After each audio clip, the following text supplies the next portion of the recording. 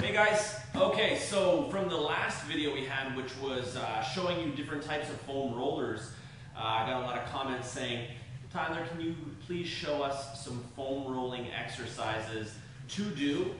And I'm going to do that. And the reason being is that I want to make sure you guys are informed, because I'm sick and tired of shitty information just circulating around the internet.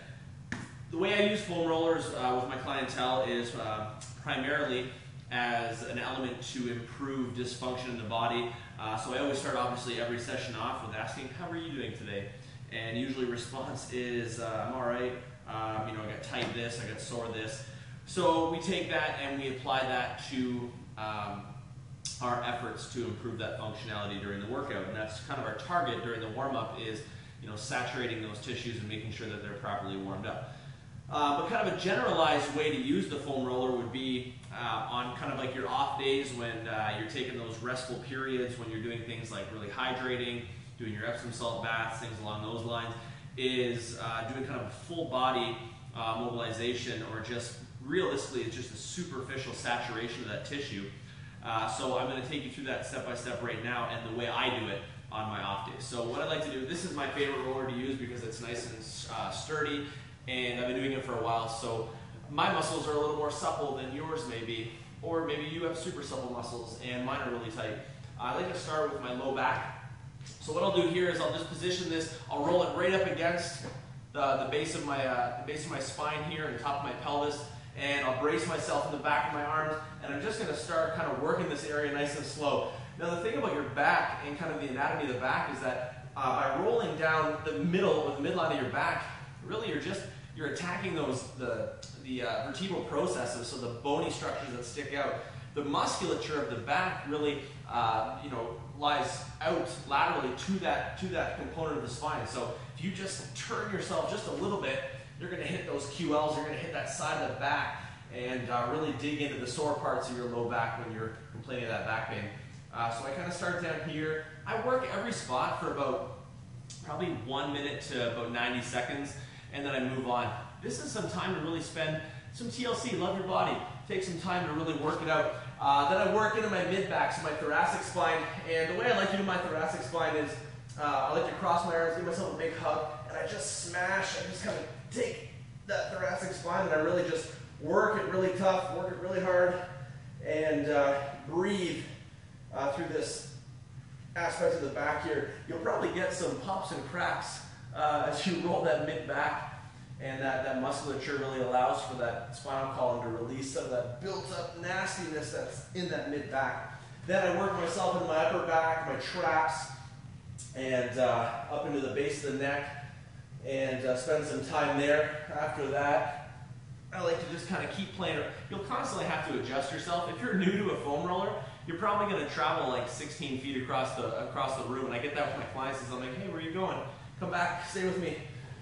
Extend an arm over top, and what this is going to do is going to take your scapula and hit your shoulder blade. It's going to open your shoulder blade up, and you're going to be able to take a peek at some of that gnarliness underneath that shoulder blade and work on that. And this is where, if you've never experienced the wondrous pain of foam rolling, which is like a love to hate, I love to hate this pain. If you've never experienced that, throw that arm overhead and take a peek at what that does to your eyes. Makes them do this. Makes you look like you're really holding in the tears, like your favorite cat just got run over by a car. You're like, ugh. So yeah, spend some time here. Once you're done both sides, I'm only demoing one side. And it's not because I have a magical body where I only have one side of it. It's just for time purposes. Let's move on. All right, back is nice and warm. The tissues are starting to get heated up. Let's throw that onto our butt. And let's spend some time here on the old tush. So we'll work the glutes out. And I like to start progression. So I like to take it in a progression, right? You don't want to jam yourself into the hardest version of a roll right away, because it's going to suck. I mean, it's going to suck regardless. If you foam roll, it's not something that you're like, ooh, I can't wait for that feeling. Unless you're crazy. You're going to play around here for a little bit. And then once, because you're going to play in that glute max and also in the glute medius, so you're going to play in that little lumpy piece of muscle tissue up there in that medius, which is usually the part that gets really raw And you're going to take that leg and you're going to fold that ankle up over top of the knee and turn that body.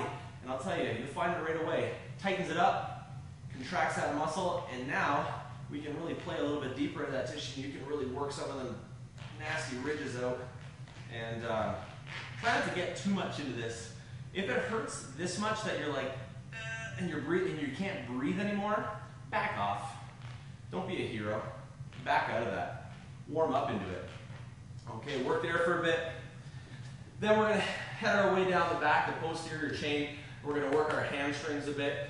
What I like to do is, especially with any muscle group, I guess in general, but the larger scale ones, your hamstrings, your quads, is I really like to work from origin to insertion. So I like to start up where that originates in the hamstring and kind of work those tendon insertions and just start to get that muscle in your body to realize where you are, so it sends that blood down there. If I just throw it right into the belly, right into the middle of my hamstring with no warning, my body will scream and let me know that it's not really that pleased. So let's work the origin of that hamstring for a second. Allow that muscle to get saturated, and then we'll go down and take a look at the insertion points and play around down there for a little bit. And again, remember, this musculature of your hamstring, it's not just down the middle of your back of your leg, right? It wraps around.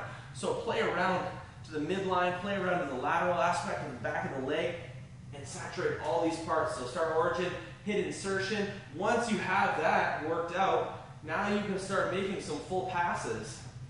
When you make these full passes, this is where you start to realize, here's my imbalances. Why is this muscle group so much tighter than this other one? And it makes us self-aware. And when you get a coach, like myself, I can sit there and make those necessary corrections. So hamstrings are done, and then we'll work down to our calves. I do a lot of jumping myself as an athlete, so I find that typically after a really good jump session, my shins, my calves, my hamstrings, and my glutes are really, really tight. So I like to spend a lot of time down here, but you might not be a jumper like me. Whatever it is that you do, you might need to spend a little extra attention and time there just to make sure that that functionality isn't jeopardized moving its way into the next session. So there you go. Calves are done, so origin, insertion. And remember that it's not just your calf. There is some deeper tissue in here in your soleus. You've got some insertions here. Your tibia anterior wraps a bit, so you got to spend a lot of time kind of working the whole entire underside, the whole belly, and below the belly of your calf as well, to where your Achilles tendon really starts to bridge down to that heel chain, that heel cord there. So play around with the Achilles tendon as well, because the last thing you want, I'll tell you right now, I've seen a couple of these in real life, and watching that Achilles tendon go, it's worth that extra few minutes of foam rolling. I'll let you know right away. So back of the body is done. Now I work myself over. I jump right from here, and I get up into the front of the hips, hip flexor, psoas, and it's tough when you're working with a foam roller to get the really small, minuscule kind of those unsightly, hip flexor, psoas muscles. It's difficult to get with a big, chunky foam roller, but we do our best to saturate and use what we have. You might need to use like a lacrosse ball or a trigger point ball to get a little deeper. So we're going to start up in those hips. The other leg goes back, so if you can't see from that side, it's going to be here. This leg goes out to the side just to kind of brace. And now we can really spend some time kind of warming up. Again, the origin, the quadriceps. We work into those adductors and just spend some time here warming that up. You can take a peek, you can roll a bit to the outside again and get closer to where you're going to get that IT band jumping in and kind of more the lateral quadriceps mechanism here. And then I work myself down again to the insertion point. So I spend some time over top of the knee. And again, hands out for bracing. Spend some time there. If you can't see where we're rolling, I'll switch it over for you. We're going to spend some time rolling that out. You can bend the knee. If you don't want to put too much pressure on it, you can keep the knee bent. And you can spend some time just rolling here. And then once you warm those up, again, the same thing. Let's travel the whole length of that quadricep. Right? Let's go to the inside, those adductors there. This is where a lot of this tissue gets ignored. And you'll know right away if it's ignored because it'll make your butthole clench right up. Yeah, I went there. But it does. it'll pucker you up real quick. Quadriceps get nice and warm.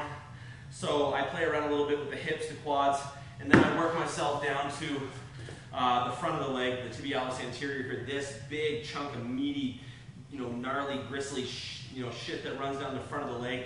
That's really responsible for a lot of that dorsiflexion of the foot. So spend some time here, and I roll out. And this is one where you really want to be able to control the amount of pressure you put on. If you're like me, they get really tender. And same thing, we kind of spend some time rolling the origin, the insertion, and then we make some full passes right along the meat. And once that's all saturated, it's a good 10-15 minute process.